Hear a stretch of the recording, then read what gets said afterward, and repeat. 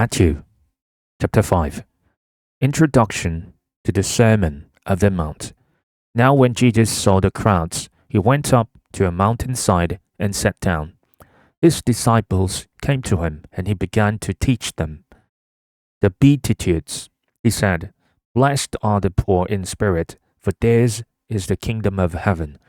Blessed are those who mourn, for they will be comforted. Blessed are the meek, for they will inherit the earth.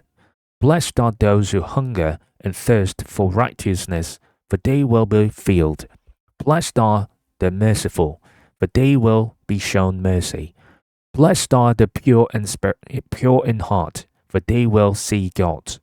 Blessed are the peacemakers, for they will be called children of God.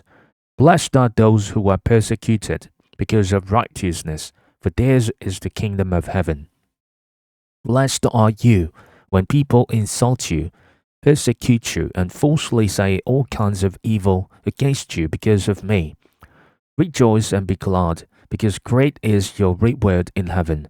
For in the same way they persecuted the prophets who were before you. Salt and light.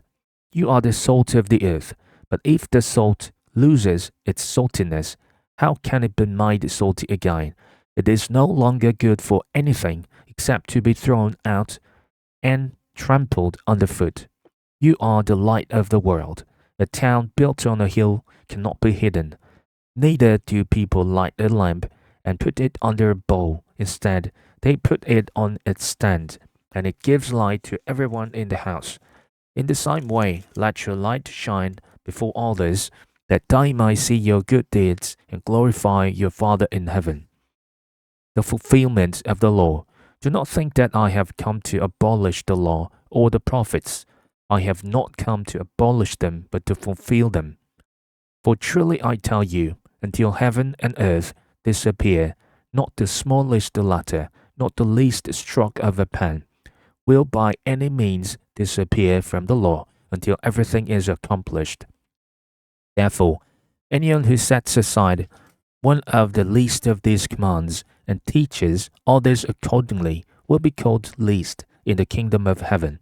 But whoever practices and teaches these commands will be called great in the kingdom of heaven. For I tell you that unless your righteousness surpass that of the Pharisees and the teachers of the law, you will certainly not enter the kingdom of heaven. Murder.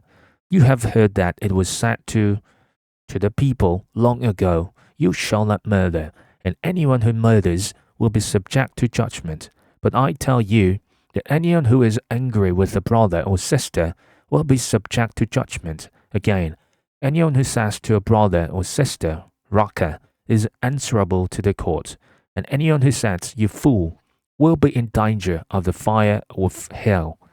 Therefore, if you are offering your gift at the altar, and there remember that your brother or sister has something against you, leave your gift there in front of the altar. First, go and be reconciled to them, and then come and offer your gift. Settle matters quickly with your adversary who is taking you to court. Do it while you are still together on the way, or your adversary might hand you over to the judge, and the judge may hand you over to the officer, and you might be thrown into prison. Truly I tell you, you will not get out until you have paid the last penny. Idolatry. You have heard that it was said, "You shall not commit idolatry." But I tell you that anyone who looks at a woman lustfully has already committed idolatry with her in his heart. If your right eye causes you to stumble, gouge it out and throw it away.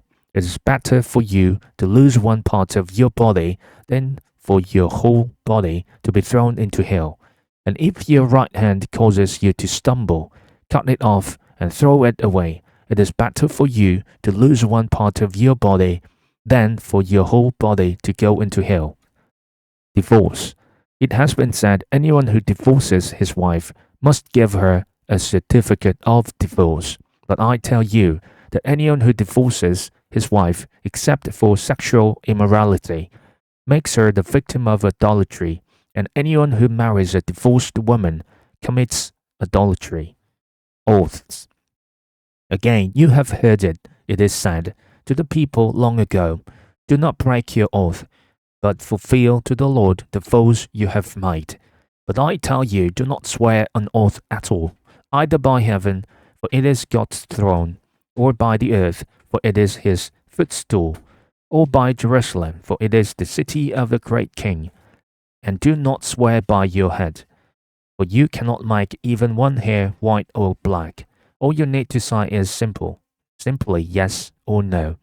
Anything beyond this comes from the evil one. Eye for eye. You have heard that it was said, eye for eye and tooth for tooth. But I tell you, do not resist an evil person. If anyone slaps you on the right cheek, turn to them the other cheek also. And if anyone wants to sue you and take your shirt, hand over your coat as well. If anyone forces you to go 1 mile, go with them 2 miles. Give to the one who asks you, and do not turn away from the one who wants to borrow from you. Love for enemies. You have heard that it was said, love your neighbor and hate your enemy. But I tell you, love your enemies and pray for those who persecute you, that you might be children of your Father in heaven. He causes his sun to rise on the evil and the good, and sends rain on the righteous and the unrighteousness. If you love those who love you, what reward will you get? Are not even the tax collectors doing that? And if you greet only your own people, what are you doing more than others? Do not even pagans do that? Be perfect, therefore, as your heavenly Father is perfect.